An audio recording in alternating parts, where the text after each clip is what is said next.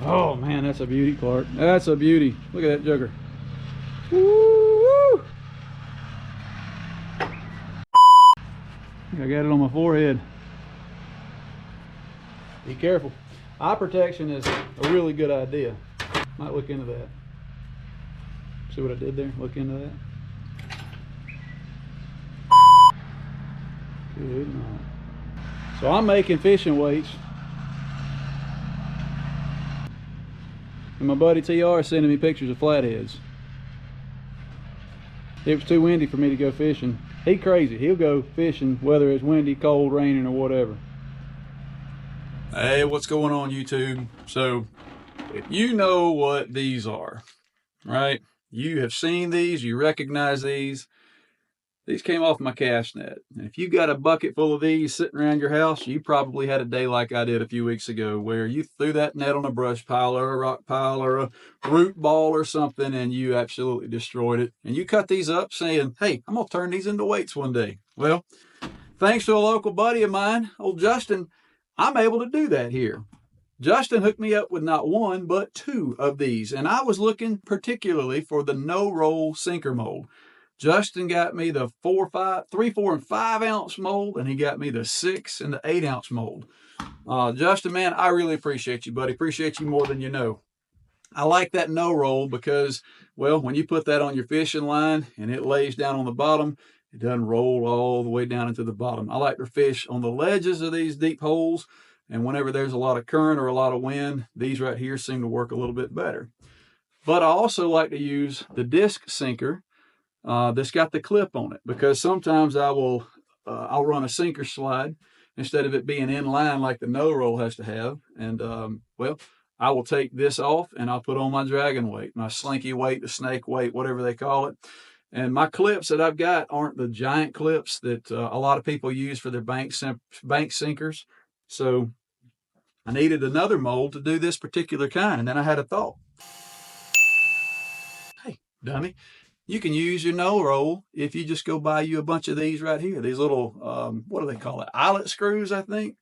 So I took my weight into my local hardware store and I started fishing around until I figured out the one that fit just right. So now I don't need a different mold to pour these. I can just use my no rolls and screw that eyelet screw in there. Guys, a couple weeks ago when I first started this, I had the Lee Precision pot that has the plunger on it, and you pull the plunger down and the lead comes out of the bottom of that pot, but it wasn't coming out fast enough. I cleaned it up and I got it working, but you know what? Nothing beats an old hot pot or just a pot with a ladle. But I got a hot pot off of Amazon. This is a Hot Pot 2 made by Wild Trekkers. I think I paid $60 for this thing, $55, $60. And now I can pour into my mold as slow or as fast as I want to. And this thing heats up really quickly. It does not take long. But again, just, instead of using two different molds for two different sinker styles, I'm able to take my no roll and just screw this eyelet in there whenever I want to have those that I can clip on and off. Now, I run 4 Carolina rigs that has the line straight through here. I can't remove this weight off of that after I've hooked it up. But the other 4 that I run, I've got a sinker slide with a clip that I can clip this on, take it off, put a heavier weight on there if I needed to, or a lighter weight, or I can remove it altogether and put a balloon on or something like that. So anyway, Justin, one more time, man, thank you so much for the molds, man. Really, really appreciate that. And for those of y'all that got a bucket of these weights sitting around your shop somewhere, pretty easy job. And it's satisfaction whenever you're done. Instant gratification of a job well done. This is one of the ones I poured that was didn't have enough lead left in that one. But anyway, you can throw all your extra weight, all your extra lead into a bucket, and I've got about a half of a 5-gallon bucket full of weights over there. I don't think I'm going to run out of weight anytime soon now. And when these guys right here, when you lose these, I mean, it's $1, $2, or $3, depending on where you get your weights from, particularly when you're running 6, 7, and 8 ounce sinkers. 4 and 5 ounce are my go-to. I use those more than any, but it is nice now to know that I've got the option to throw a bit heavier sinker, and if I lose it, I lose it, right? The only thing I'm losing at that point is a swivel, a hook, my leader material, potentially a float, and potentially a sinker slide, depending on which rig it is that I lost. So hope you guys enjoy the video. Here's a quick snippet on how I make them. Today, I got 2 different ones he gave me. This is the 6 and 8 ounce no roll sinker mold. It's made by Do It. And this over here, I've got it sitting on top of my pot as it's getting hot. And this is the 4, 5, and 3, 4, and 5 ounce no roll sinker molds. So putting that up there to let that get warm, let that mold get warm with the lead. So one thing you're going to want to do is you're going to want to make sure you get all the impurities off of the lead. See how that one side's just shining like a mirror? I mean, literally like a mirror. And this side's got all the junk on it. This is called your slag. You just take something like that. Boom. There we go. Anyway, so that's it. And also let this pot get good and hot. I know it looks like it's melted, but that lead needs to get up to melting point and then a little bit past that. So be careful, guys. If you're doing this, man, this pot's kind of sitting on a pedestal right here. You don't want that to fall, because if that lead falls, you're gonna have a mess. All right, you get this guy good and melted. Take your this is called a core shaft, and this is what is going to be right inside the weight. We'll pull that out. This is where your line is going to go. I only want to make the 5 ounce sinkers, and then I'm going to make some 6 and 8s. So I'm only going to pour one at a time. Take your mold, come over here. Easy does it.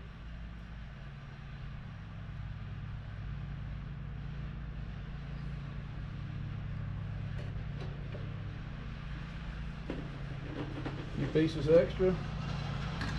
Put it right there. Probably gonna pop a little bit. Maybe not. Keep your pot full, right? So if you let it go dry, it takes a little while to heat that thing back up. So I'll put my 6 and 8 ounce over here. Now this piece out here comes open, boom, just like that. Look at that, beautiful. Take your pair of pliers, twist on that shaft, pull straight out. That comes out, that's there. And then you take your the cast extra and just rock it back and forth and pop it off. You're done. You put that back in your pot.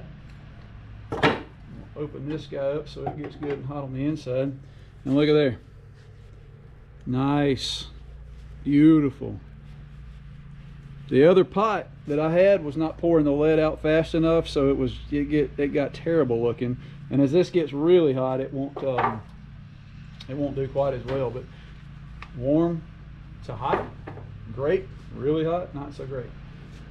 All right. Since I put those other weights in there, I've got a little bit more slag in there. And that stuff it makes a mess. So you want to try to get it off. There you go. And like I said, it just dumps right out. Take your core, pop it in there. Or your core shaft, pop it in there. And then just repeat this process.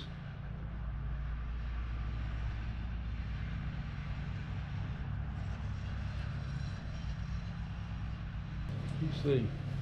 Oh no, it's beautiful, beautiful.